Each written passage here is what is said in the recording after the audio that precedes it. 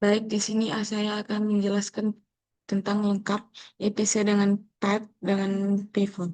Di mana di sini di video ini kali ini saya akan menjelaskan beberapa program C yang semuanya berkaitan dengan satu topik yaitu komunikasi antar proses atau yang bisa disebut IPC atau Interprocess Communication.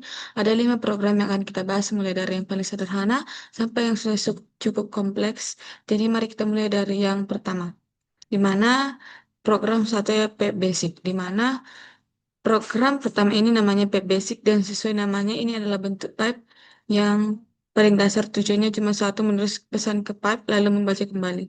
Di awal program kita mendefinisikan MSK size dengan nilai 16 yang artinya ukuran pesan kita dibatasi 16 byte. Pesannya sendiri sudah ditentukan dari awal, yaitu string hello world. Di dalam fungsi main, kita membuat array P2 yang akan menjadi pipe kita lalu memanggilnya dengan fungsi pipe. Kalau pembuatan pipe gagal, program langsung berhenti. Setelah pipe berhasil dibuat, kita menulis pesan ke P1 yang merupakan ujung tulis. Kemudian membacanya dari P0 yang merupakan ujung baca. Hasilnya disimpan di in dan ditampilkan lewat printf. Yang perlu kita catat di sini adalah program yang ini tidak menggunakan fork, jadi semuanya terjadi dalam satu proses yang sama. Ini memang hanya untuk memahami cara kerja pipe secara dasar sebelum masuk ke konsep yang lebih kompleks. Oke, kita akan coba menjalankan untuk code-nya.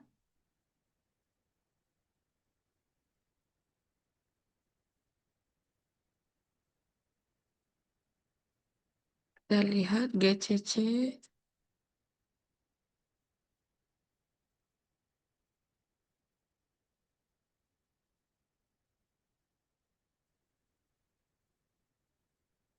Kita jalankan pipe work-nya.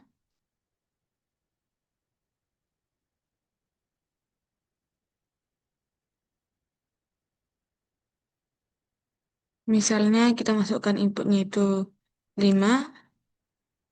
Nah, ini ada katanya connected string Miftahul 5 Miftahul Janis Rekar dengan NIM-nya yang ini.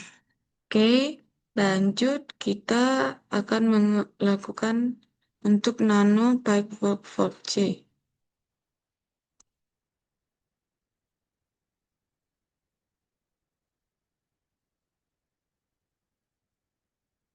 Nah, ini adalah code-nya Pak, di mana di sini ada include std.h, include std.h, di mana di sini integer main-nya untuk integer fd1, 2, fd2, 2, dan selanjutnya.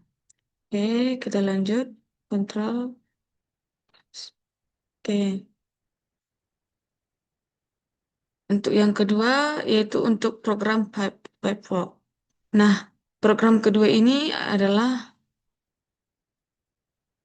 baik sekarang menurut yang tadi itu, yang saya jelaskan itu pipe walk. Yang saya jalankan pipe walk, kita akan untuk menjalankan pipe basic. Di mana pipe basic sesuai namanya adalah bentuk pipe yang paling dasar. Contohnya cuma satu, menulis pesan ke pipe, lalu membacanya kembali. Dari awal program ini kita mendefinisikan MG-size dengan nilai 16 yang artinya ukuran pesannya itu kita batasi tadi 16 byte. Pesannya sendiri sudah ditentukan dari awal yaitu string hello world. Di dalam fungsi main kita membuat array P2 yang akan menjadi pipe kita. Lalu memanggilnya dengan fungsi pipe. Kalau pembuatan pipe gagal, program langsung berhenti. Setelah pipe berhasil dibuat, kita menulis pesan ke P1 yang merupakan ujung tulis. Kemudian pembacanya dari P0 yang merupakan ujung baca hasilnya disimpan di inbuf dan ditampilkan lewat printf. Oke,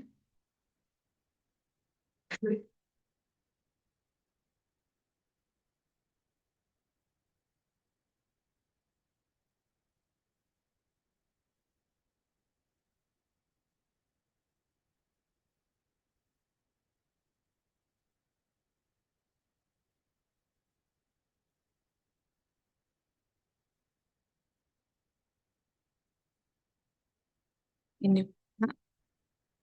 Ini kita buat namanya ini basic.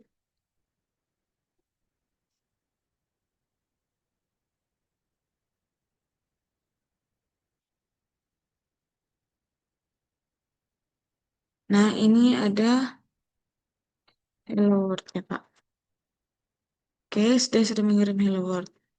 Oke,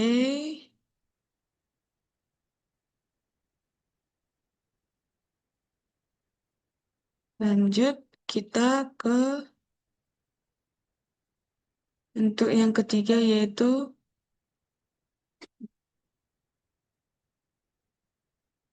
program yang ketiga dan keempat, di mana di sini PEP RW dan PEP WR. Di mana dua program ini dijelaskan bersamaan karena memang dirancang untuk berjalan bersama. Ini bukan lagi komunikasi dalam satu program, tapi komunikasi antara dua program berbeda yang berjalan secara bersamaan di terminal yang berbeda. Keduanya menggunakan konsep yang namanya name, pipe, atau FIFO. Kalau pipe biasanya hanya bisa dipakai dalam satu program yang sama, FIFO bisa dipakai antar program yang berbeda karena ia mempunyai nama file di sistem yaitu TMP MyFIFO. Pipe WR adalah sisi yang menulis duluan. Program ini membuka Vivo dengan mode tulis, meminta pengguna mengetik satu lewat fgets-nya, lalu mengirimnya. Setelah itu, ia beralih ke mode baca untuk menunggu balasan dari sisi lain. Sedangkan Pipe RW adalah sisi yang membaca duluan. Program ini membuka Vivo dengan mode baca, menampilkan pesan yang masuk, lalu berbalik membuka Vivo dengan mode tulis untuk mengirim balasan. Jadi, kalau kita jalankan keduanya secara bersamaan di dua terminal berbeda, kita bisa melihat keduanya saling bertukar pesan seperti percakapan sederhana PPR kirim pesan, PPRW terima dan balas. Begitu seterusnya dalam loop dan tak terbatas. Oke, lanjut kita ke nano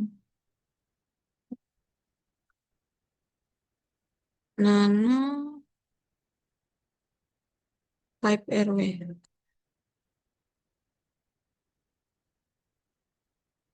Nah, inilah kodenya Pak untuk nano pipe EWR. Lanjut, kita buat nano pipe RW.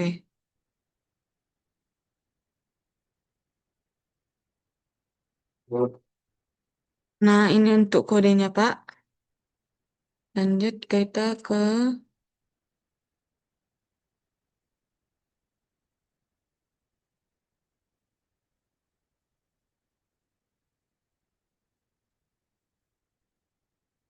lanjut ke nano RW. Ini untuk kodenya Pak. Lanjut ke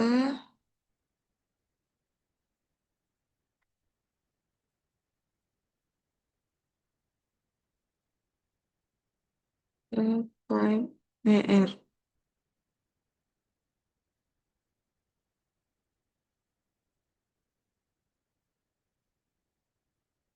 Kita ketik halo. Kita menunggu balasannya itu dengan di sini, yaitu kita membuat GCC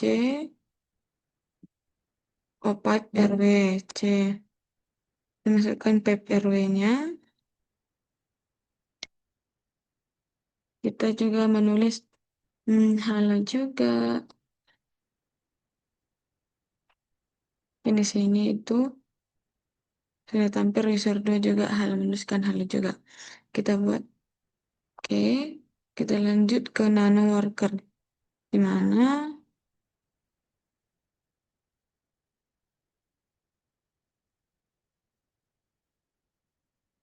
program ini adalah program terakhir yang paling kompleks. Kita punya ada program terpisah antara master.c dan worker.c yang bekerja sama untuk mengurutkan sebuah array menggunakan algoritma bubble sort, tapi proses pengurutannya dilakukan di program yang berbeda.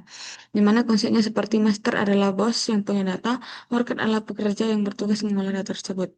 Master membuat array berisi angka acak, lalu mengirimnya ke worker. Worker menerima array itu, mengurutkannya, lalu mengirim hasilnya kembali ke master. Komunikasinya menggunakan dua Vivo 1 untuk jalur dari master ke worker, dan Vivo 2 untuk jalur balik dari worker ke master. Yang berbeda dari program sebelumnya adalah data yang dikirim bukan string, melainkan data integer mentah menggunakan size of integer. Jadi kita perlu berhati-hati dengan struktur datanya. Di sisi master C, program meminta pengguna memasukkan jumlah elemen lalu membuat array acak menggunakan run. Array tersebut ditulis Vivo 1, kemudian master menunggu hasil dari Vivo 1, Vivo 2. Setelah hasil diterima, array yang sudah ditampilkan dan kedua Vivo dihapus menggunakan unlink. Di sisi workersheet, program membaca jumlah elemen dan array dari Vivo 1 menjalankan fungsi bubble sort untuk mengurutkannya lalu mengirim hasilnya ke Vivo 2. Yang menarik adalah bagaimana dua program yang benar-benar terpisah bisa berbagi data dan bekerja sama hanya lewat file directory. Ini adalah penggambaran nyata dari bagaimana proses-proses dari sistem operasi bisa berkoordinasi satu sama lain. Kita akan coba menjalankannya, Kak. Kita menggunakan Nano Master.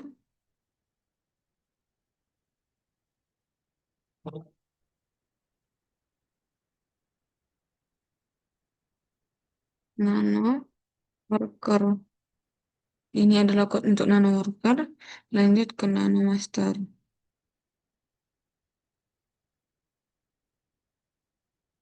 Ini juga code-nya, Pak.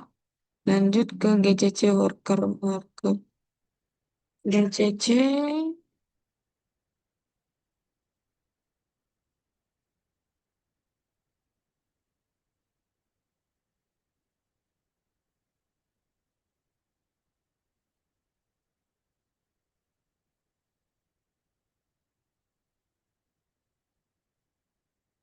Di sini worker siap menunggu data dari master. Lanjut. Gadget kita masukkan untuk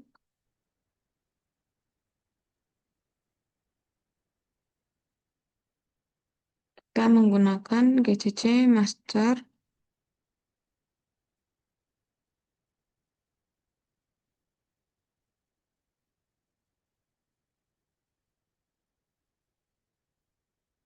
Saya coba memasukkan elemennya itu 5. Nah, inilah array yang telah diurutkannya. Dan array telah dikirim kembali ke master.